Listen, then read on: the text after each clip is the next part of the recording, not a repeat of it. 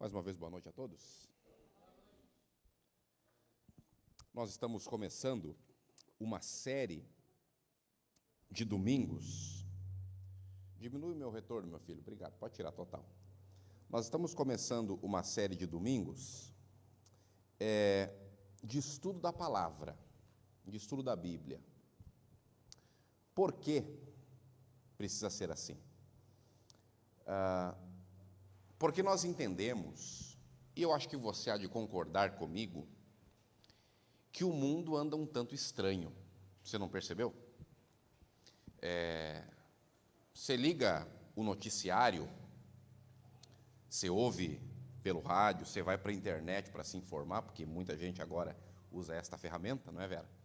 E você se depara, Rosa, com um cenário de sociedade, você se depara com um cenário político, você se depara com um cenário, sei lá, socioeconômico, você se depara com aquilo que o progressismo tenta trazer como pauta para a sociedade, e você começa a pensar aonde nós vamos parar.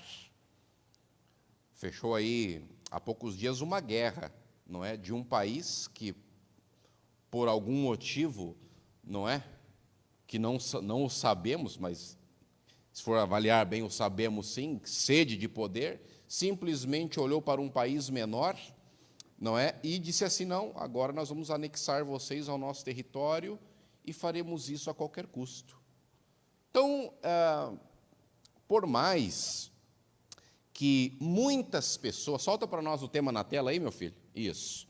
Por mais que muitas pessoas tentem dizer que este livro aqui é obsoleto, por mais que muitas pessoas tentem dizer que a Bíblia é um livro de gente que não pensa muito bem, que não dá muita atenção à ciência, que tenta explicar tudo a partir da sua fé, e essa fé existe porque as pessoas, teoricamente, não conseguem lidar bem com os seus problemas, e aí elas precisam achar uma justificativa ou um escape, não é, para as suas frustrações, angústias, medos, e isto acontecendo, elas precisam, não é, dessa bengala, desse amuleto chamado fé, religião, e isto vem para a nossa vida através da palavra de Deus.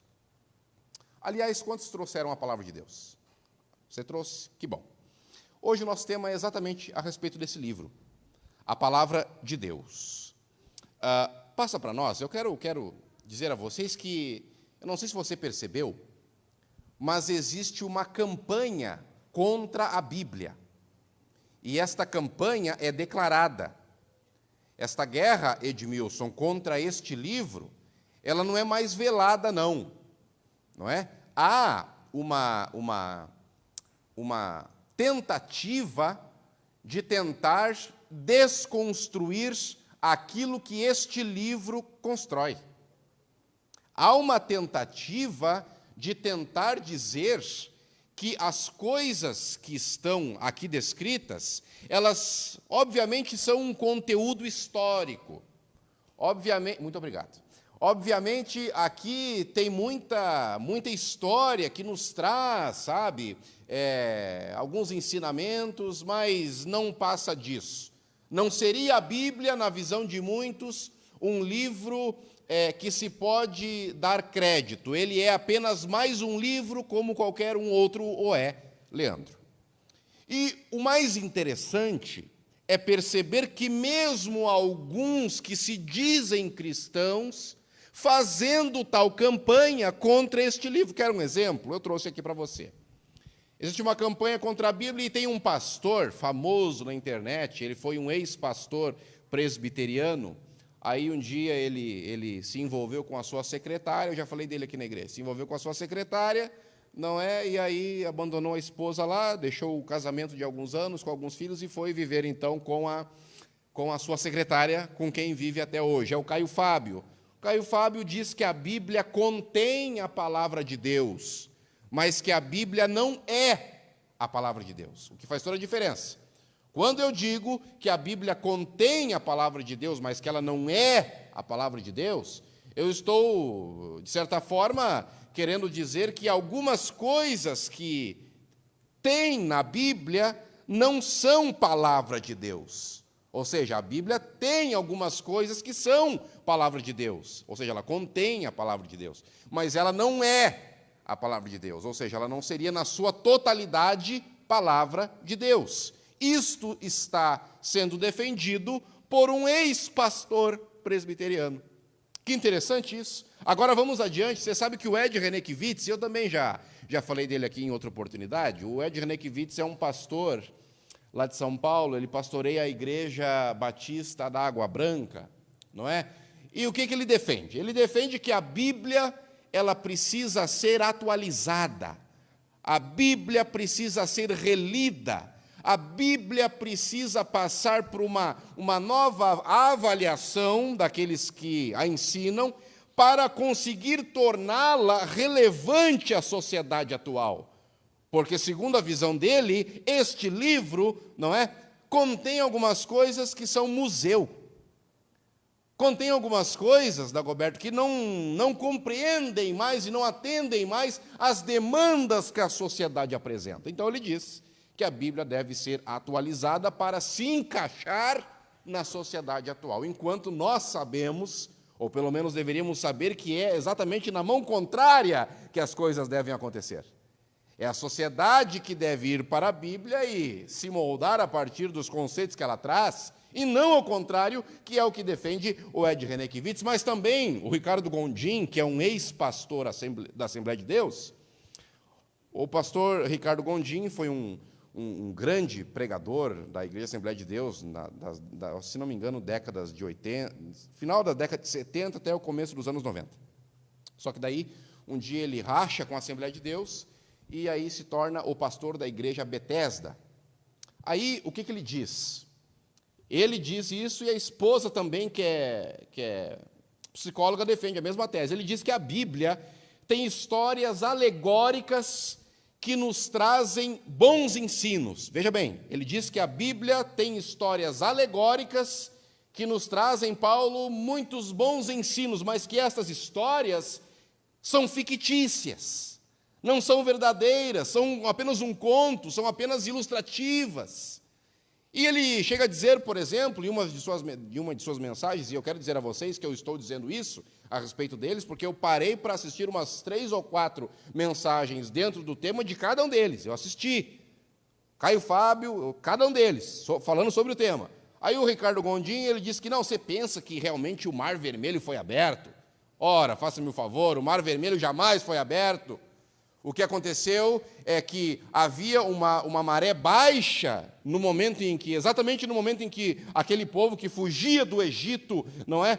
Eles estavam fugindo e eles tiveram a grande sorte de encontrar lá uma maré baixa naquele mesmo momento, e eles passaram, não é, por esse lugar, e coincidentemente depois disso a maré sobe de novo e eles aí já estavam do outro lado, e é por isso que na hora que o exército vinha de trás, a maré subiu. E ele também defende que aquela história onde é referido na Bíblia, que Jesus ele andou por sobre as águas, ele defende assim: você já viu alguém andar sobre a água? Você já viu?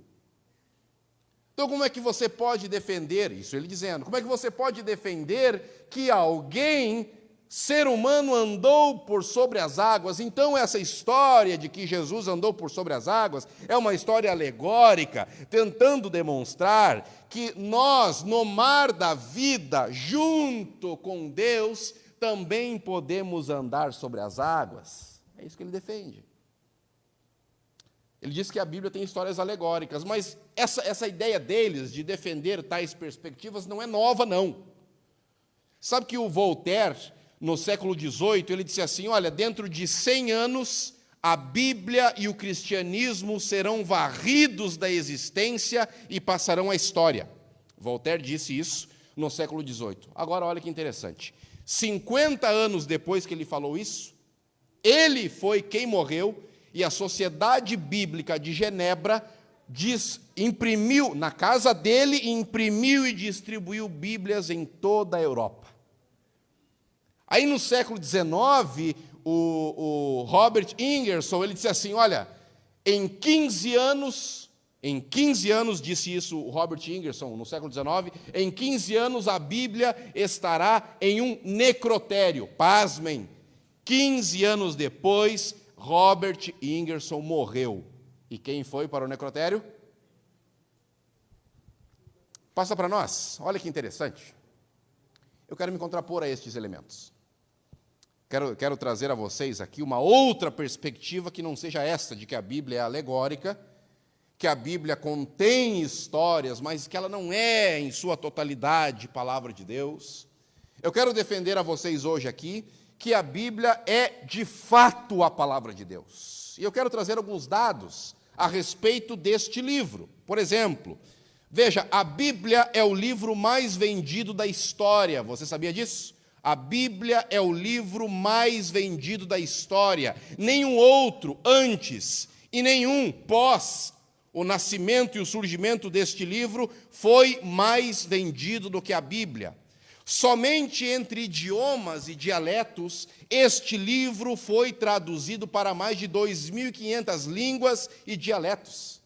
Isto falando da Bíblia Sagrada. Eu não sei se você sabe do dado, mas a Bíblia contém 788.258 palavras.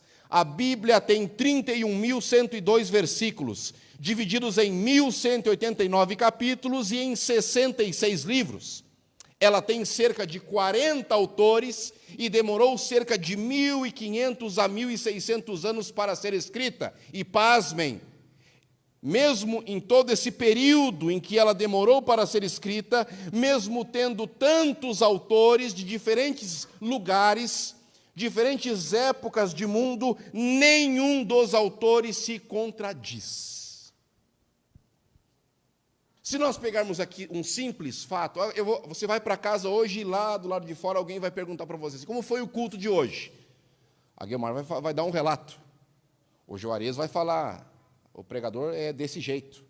A Camila vai falar, o ar-condicionado ali do meu lado parou de funcionar. Cada um vai falar alguma coisa, se perguntado do lado de lá, de como percebeu que foi esta reunião. Pois bem, com a Bíblia não há nenhuma divergência em nenhum autor em 1.600 anos. Interessante isso, você não acha? Agora, olha uma outra coisa. A Bíblia tem nela os 4 pilares do conhecimento. Se você precisa de conhecimento teológico, Bíblia. Se você quer ter noções de sociologia, conhecimento sociológico, como viver bem em sociedade, como se relacionar bem com pessoas, como as comunidades devem ser estabelecidas e se desenvolverem, você encontra isso na Bíblia. Se você precisa de conhecimento do senso comum, sabe, senso comum, conhecimento empírico, conhecimento vulgar, você encontra na Bíblia. Se você quiser conhecimento psicológico ou científico, este livro tem para te oferecer. A Bíblia é o maior mapa arqueológico que existe. Toda a arqueologia, em grande medida, se apoia nos relatos bíblicos para fazer buscas arqueológicas, e estas buscas se transformam em itens que são apresentados em museus. E para finalizar aqui o contraponto, né, para dar aqui umas ideias para você sobre a Bíblia, eu não conheço nenhum outro livro que fala sobre passado, presente e futuro e só contém acertos. Conhece algum?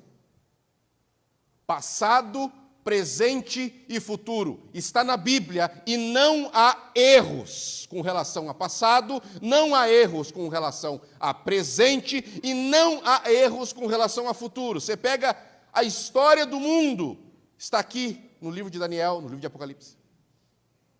Você pega o relato bíblico de como a sociedade estaria hoje. Está aqui assertivamente, sem erro algum. Está aqui, sim ou não? Sim ou não, gente?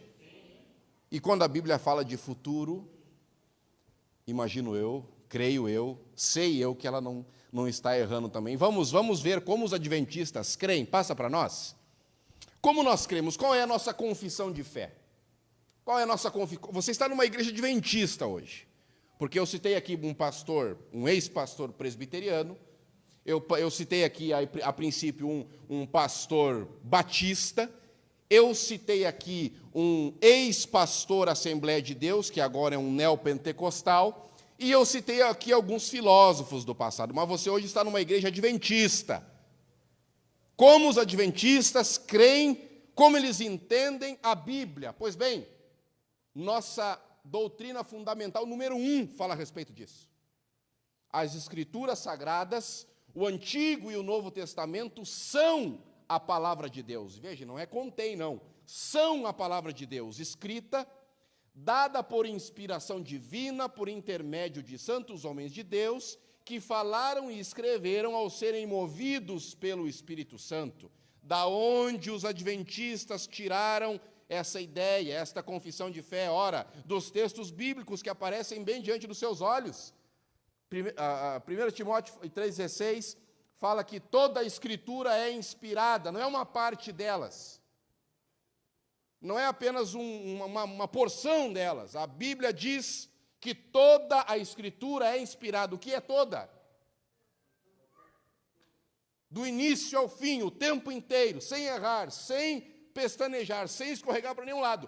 Toda a Bíblia é inspirada. Salmo 119, 105. Lâmpada para os meus pés é a tua palavra e luz para o meu caminho. A Bíblia, falando acerca da Bíblia, em Hebreus 4,12, diz que a Bíblia é viva e eficaz. Só para abrir um parênteses. Você conhece algum outro livro que, quando você lê, o autor está presente? Conhece? Você lê lá um livro do Harry Potter, o autor está lá, presente? Você lê um livro de culinária, está lá? Você lê qualquer outro livro, uma bula, qualquer coisa que você lê, o autor não está lá. Agora, quando você pega este livro,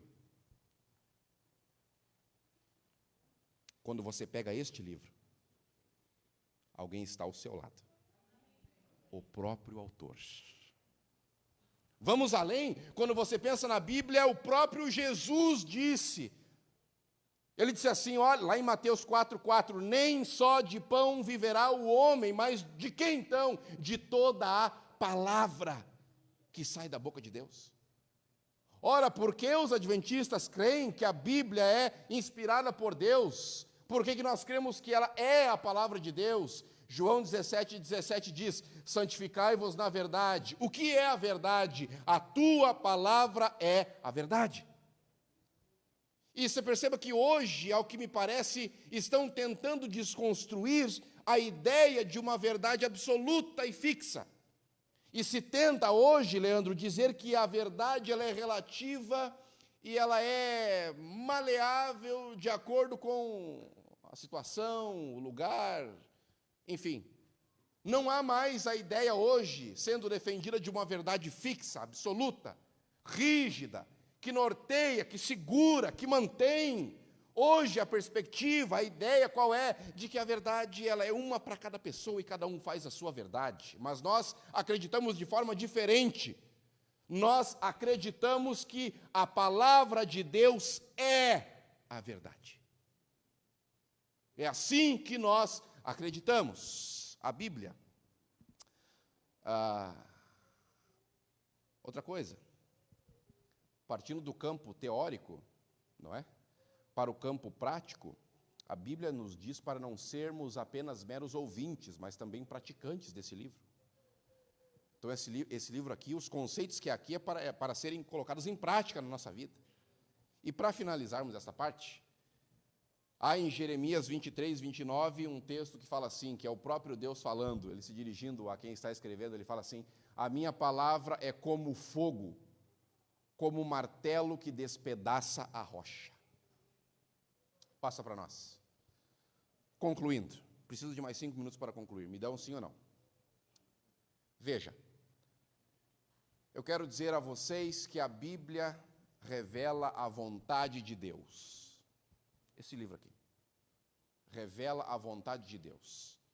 Sabe por quê que as pessoas estão tentando dizer que esse livro contém a palavra de Deus, ou Estão tentando tirar esse livro e essas ideias, esses conceitos, esses valores de cena. Sabe por quê? Porque as pessoas não querem mais saber de Deus. As pessoas não querem mais saber dos valores que são apresentados aqui. Ora, de quais valores estamos falando? Estamos falando de família. Estamos falando de honestidade, estamos falando de valores, de moralidade, estamos falando de um casamento bem ajustado, sem adultério, estamos falando de honrar pai e mãe, estamos falando de ser um bom trabalhador, um bom patrão, estamos falando de ser elevados, ter uma moral elevada, para que... Você entende o que eu quero dizer? Estão tentando dar um chute na Bíblia porque as pessoas não querem mais fazer a vontade de Deus, elas querem fazer a sua própria vontade. O que é mais fácil? Se flexionar para fazer a vontade de um Deus que não se vê, ou dizer, não. Eu quero também propor a vocês que a Bíblia, ela precisa, para além, porque dizem que a Bíblia precisa ser atualizada, né? Eu não defendo essa tese. Eu defendo que nós precisamos ler a Bíblia com humildade e oração. Por quê? Porque quando nós abrimos esse livro, a nossa vida muda. Posso te dar um conselho? Não digo um conselho, mas quero trocar uma ideia com vocês. Se você não quer que a sua vida mude, nunca abra esse livro. Nunca. Não se aproxime dele.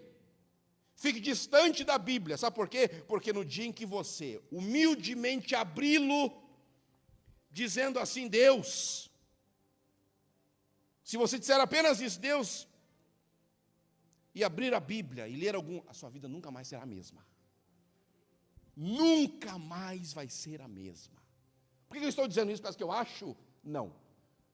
Porque um dia eu tinha 11 anos de idade. Um dia eu conto aqui, não tinha casa para morar. Fomos despejados de casa. Aí lá em casa nós resolvemos abrir a Bíblia. 24 anos depois, eu estou aqui defendendo esse livro que um dia mudou a minha vida. Então não é o que eu acho, não. É o que aconteceu na minha casa, na minha vida, na minha história. Quando você ler esse livro, a sua vida nunca mais será a mesma. Pode experimentar, faça o teste. Ou não faça, você que sabe. A Bíblia precisa ser estudada de forma sistêmica e profunda. Atualmente, as pessoas não gostam mais muito de ler. Gostam mais de informação pronta. E as coisas migraram da TV para este aqui, ó. Duvido que entre nós, todos nós não passemos pelo menos 20 minutos a meia hora aqui. Se isso não acontece, você é diferenciado. E eu estou me incluindo. Se não passa 15 minutos a 30 por dia aqui, se você trocar este aqui por este, tudo vai mudar. Tudo vai mudar. E, para finalizar, a Bíblia tem muitas profecias, e eu falei delas no início. Eu falei de tudo que ela apresenta como cenário de mundo para os nossos dias. Tudo está acontecendo cabalmente. A minha pergunta para você é hoje: o que você fará com tudo que você ouviu? Porque nós sabemos que há diretrizes aqui para serem seguidas. Nós sabemos que há a vontade de um Deus supremo para ser atendida a partir do conhecimento da leitura desse livro. Nós sabemos agora que devemos lê-lo com sentimento de humildade, nos colocando na posição de servos para fazer o que esse livro apresenta. Mas não adianta você vir, não adianta virmos para uma reunião como essa, para ouvir que a Bíblia é a palavra de Deus, que Deus se revela a nós através da sua vontade, através da Bíblia, que Ele revela a sua vontade através da palavra, que a palavra muda a história da vida de todos aqueles que, além, humildemente, não adianta nós estarmos aqui ouvindo isso, se não fizer diferença depois. Você trouxe a Bíblia aí? Trouxe? Quero ver de novo. Abra em Lucas. Você pode dizer que tudo que eu falei aqui é história. Você pode. Lucas 21, acho que é isso. Acho que é Lucas 21, 11. Deixa eu ver uma coisa. Você pode achar que eu vim aqui, te passei a maior conversa fiada, Esse cara está falando um monte de besteira. Você pode achar qualquer coisa a respeito do que eu falei. Mas você nunca, em tempo algum, você pode duvidar da palavra de Deus. Quer ver? Lucas 21, 11. Achou? Eu vou ler aqui. Haverá grandes terremotos, epidemias e fome em vários lugares. Coisas espantosas vão acontecer e também grandes sinais. É isso aí. Você lembra do que aconteceu essa semana? Vê que eu acabei de ler. Haverá grandes terremotos, sim ou não? Tá, então agora nós vamos encerrar a nossa reunião com uma evidência. A Bíblia disse, há mais de 2000 anos, que haveria grandes terremotos.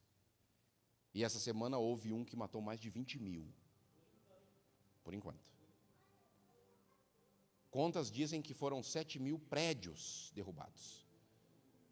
Se em cada um 10 morreram, bota para nós o vídeo. Depois a Carol canta e nós vamos encerrar a reunião, tá bom? Se você duvida que a Bíblia é um livro assertivo, solta para nós na tela e põe o vídeo aqui, meu querido.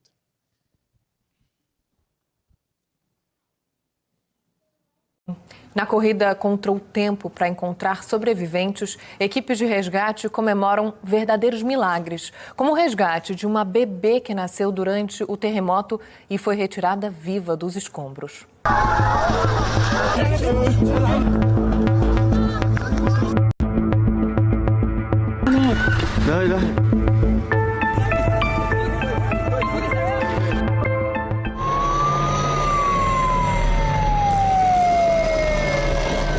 A expectativa de encontrar pessoas com vida vai diminuindo a cada hora. Já são quase 2 dias desde que o primeiro terremoto, de magnitude 7,8, sacudiu a Turquia e a Síria. Mais de 200 réplicas foram registradas. Os tremores representam uma dose a mais de risco para os trabalhos de resgate, porque podem provocar mais desabamentos. Quem consegue sobreviver embaixo dos escombros tem outro desafio: resistir ao frio. A sensação térmica nos vilarejos mais afastados, perto das montanhas, deve chegar a menos 25 graus nos próximos dias. Não há tempo a perder. A esperança por milagre existe, e já foram muitos. Na cidade turca de Gaziantep, a mais próxima do epicentro do terremoto, 7 pessoas foram resgatadas com vida dos escombros deste prédio. Entre elas, 4 crianças. Em Hatay, mãe e filha, um bebê de 6 meses, conseguiram se salvar depois de 30 horas soterradas. Em Malatya, este rapaz postou um vídeo nas redes sociais pedindo socorro embaixo dos escombros.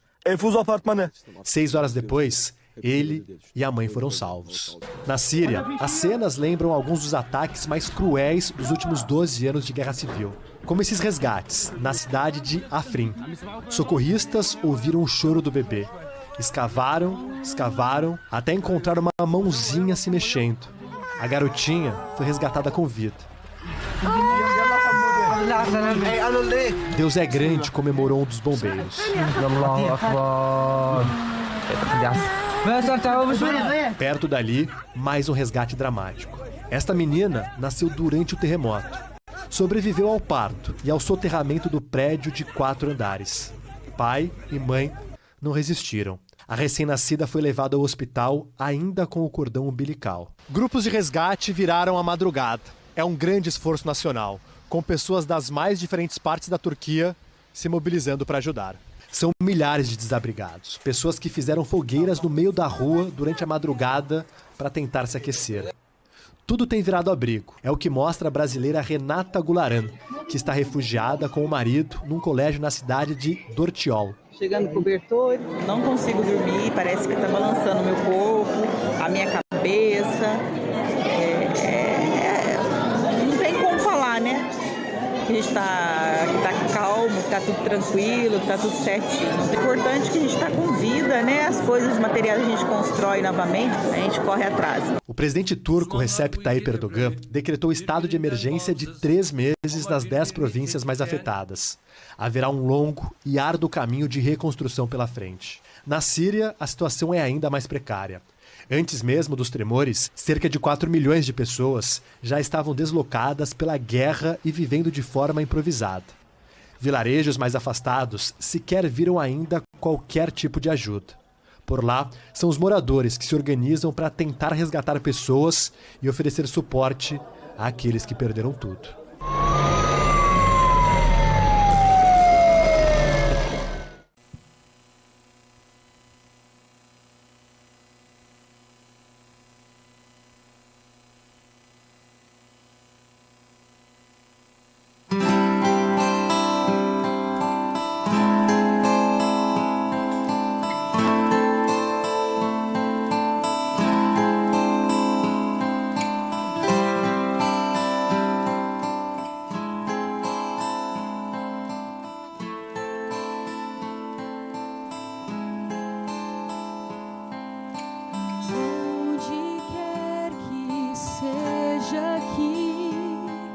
Escondes teu tesouro, ali também está teu coração.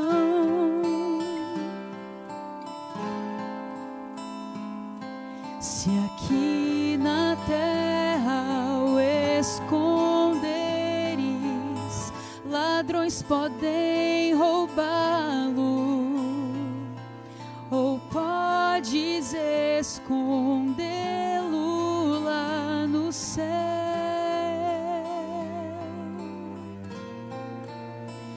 Há um tesouro no final da jornada desta vida. Ele é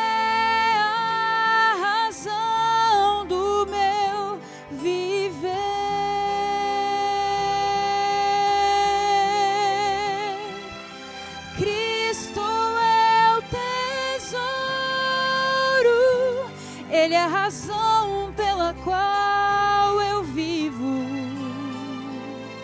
Será o meu tesouro até morrer.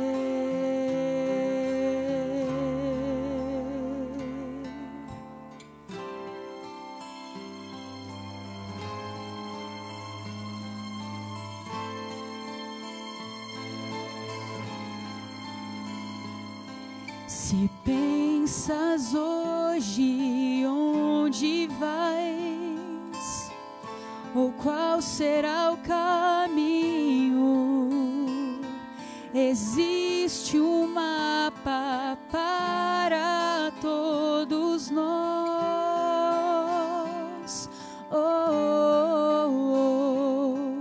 Se nós o lermos e o seguirmos aonde ele indica, não nos perderemos, só temos que escolher.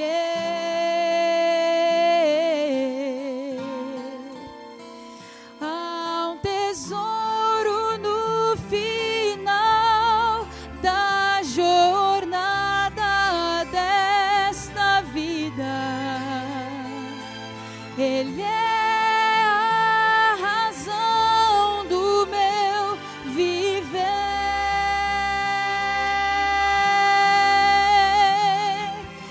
Cristo é o tesouro, Ele é a razão pela qual eu vivo. Será o meu tesouro até morrer.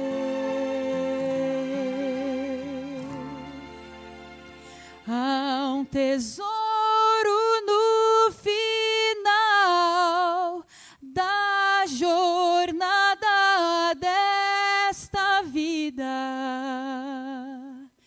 Ele é a razão do meu viver.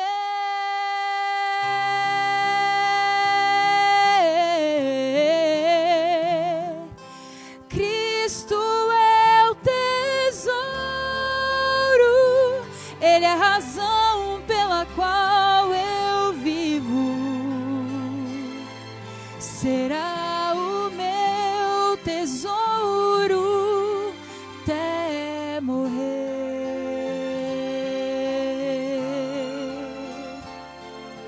Cristo é meu tesouro até morrer.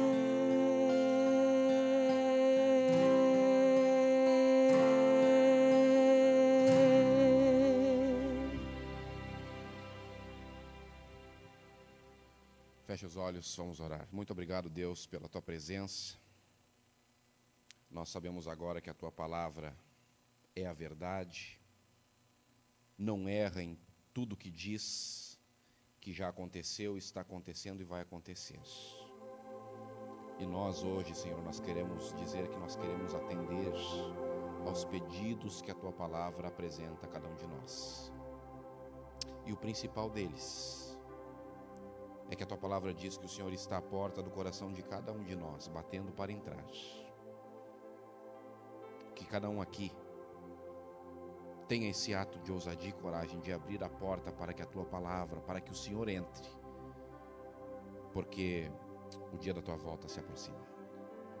Nos leva para casa em segurança, dá ao Teu povo uma semana cheia de vitórias em meio às lutas, e nos traga aqui na próxima reunião para mais ensinamento da Tua palavra. Gratos, oramos em nome de Jesus. Amém. Quero apertar a sua mão à porta para te desejar uma boa semana, tá bom? Deus abençoe.